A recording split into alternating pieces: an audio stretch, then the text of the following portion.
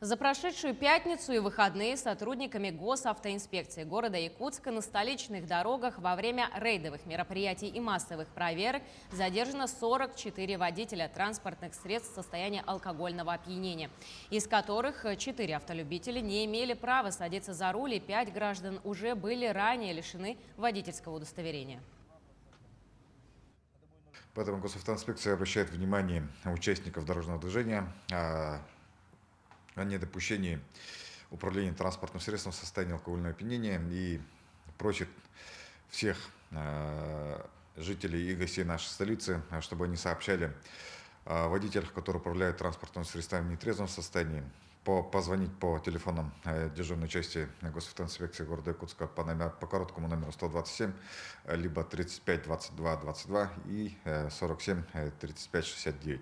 Также по номерам телефона дежурной части полиции через 02.